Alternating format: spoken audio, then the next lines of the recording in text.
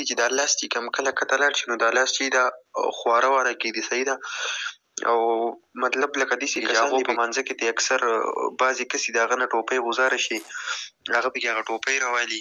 بعضې کسان یې کس راشي هلته پکې خوا دې خوا حاجي دغه وایس خو تاسو واورېدو، ستاسو یوه نیکه مشوره او په هغې باندې زما عمل.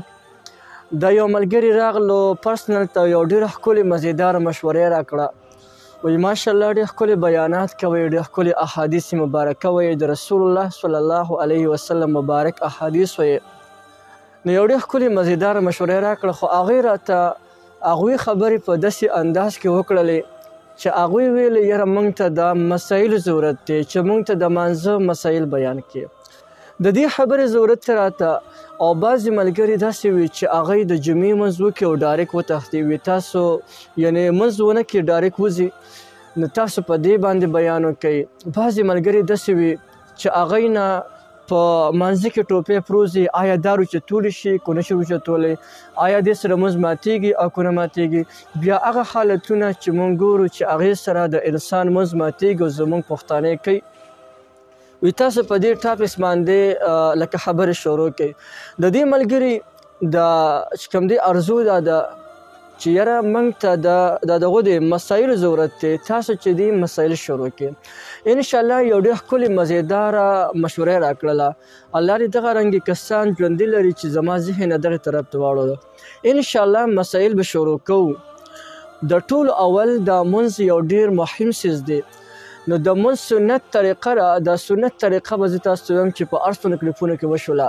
نو دا سنت طریقه به تاسو کوئ. بیا دغه سنت طریقه به زه د احادیثو په رڼا کې ویم، بلکې هغه طریقه چې د نبي کریم صلی الله علیه وسلم مبارک نقل شوې ده، کم صحابي نقل کړې ده، کم کتاب کې لیکلې دي، په هغې طریقې سره به دغه احادیث مبارکه او هغه مجموعه درته ویم انشاءالله. ورسري زه به دې سره چې دې مسایل خو ویم، لکه مثلا یو د انسان د قبلې نه بل طرف ته لمونځ وکړو، د لمونځ وشو او که ونه شو، په کوم حالاتو کې شوی دی، کوم حالاتو کې نه دی شوی، د دې ټولو خبرو وضاحت به ورته کومه. بیا موږ له هم پکار دی چې یاره موږ دا لمونځ کوو نو چې کله یې په سنت طریقې باندې وکړو نو د دې چې کوم اجر دی هغه موږ ته ملاویږي. ځکه نبي کریم صلی الله علیه وسلم مبارک چې دی هغه تشریف فرماو، یو صحابي راغی هغه لمونځ وکړو، خو ډېر زر لمونځ وکړو. نبي علیه الصلاة والسلام مبارک ورته ویې لاړ شه، وي تا لمونځ نه دی کړی. هغه لاړو لمونځ یې وکړو، بیا راغلی نبي علیه السلام ورته ویې تا لمونځ نه دی کړی، ویې لاړ شه لمونځ وکړه. هغه بیا لاړو لمونځ یې وکړو، بیا راغی نبي علیه الصلاة والسلام مبارک ورته ویې تا لمونځ، هغه به دا لمونځ ډېر دغه د زر لمونځ به یې کولو، رکوع سجده به انتهایي زر کوله. نبي علیه الصلاة والسلام مبارک ورته ویې لاړ شه، وی تا لمونځ نه دی کړی. اصحابي ورته خبر وي د الله رسوله ماته طریقه خو به څه طریقه ده. بیا ورته نبي علیه الصلاة والسلام مبارک دغه ټول ترتیب برابر کړلو. په یو روایت کې راځي چې غل خو بدترین وي، لیکن د ټولو نه بدترین غل هغه دی چې هغه د مانځه نه هم غلا کوي. صحابه کرام ورته وایي د الله رسوله وایي داسې به څوک وي چې د مانځه نه غلا کوي. نبي کریم صلی الله علیه وسلم مبارک ورته وفرمایل چې د هغې رکوع او سجده به په ښه شان باندې نه کوي، دغه د مانځه نه غلا ده او دې ته د ټولو بدترین غل ویلی دی.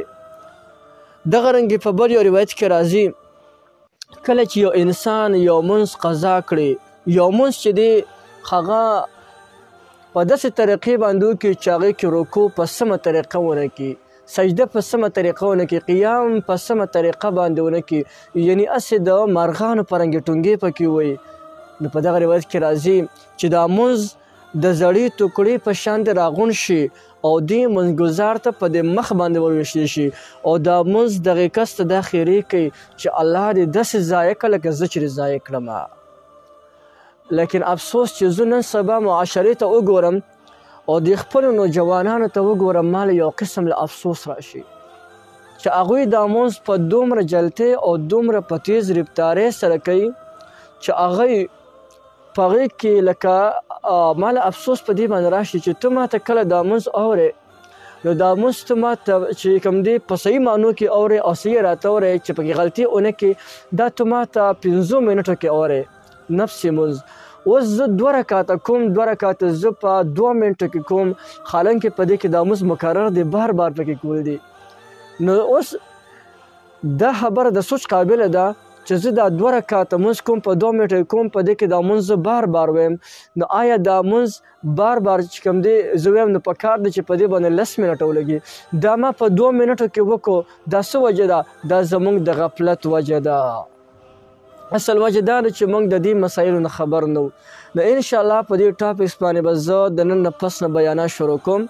د مونځ کولو سنت طریقه سټیپ بای سټیپ د احادیثو په رڼا کې به درته ویم. یعنی نبی علیه الصلاة والسلام مبارک به قیام څنګه کولو، ډایرکټ به حدیث مبارک درته ویم. حدیث مبارک چې کوم حوالې هغه هم درته ویم. هغه حدیث چا چې کوم دی نقل کړی د هغه صحابي نوم به هم درته اخلم. د حدیث الفاظ انشاءالله کوشش به کوم چې هغه الفاظ هم ویم. نو په دغه ترتیب سره انشاءالله موږ د محنت رانیولې دي او د دې ویډیوګانو دپاره به زه یو ځل نه پلالیست جوړوم په دې خپل دغه کې چینل کې، او د هغې نوم به وي سنت کے مطابق نماز پڑھیے. د هغې پلالیست نوم به سنت کے مطابق نماز پڑھیے، او هغه به په ترتیب سره کوم 1 2 3 4 5 6 په دغه چې کوم دی اپاټونه به کوم. نو انشاءالله چې کم یو کس دا ویډیو د سر نه تر د اخره پورې ګوري، انشاءالله زما چې دی کامل یقین دی چې هغه په سنت طریقې باندې مونځ کوي.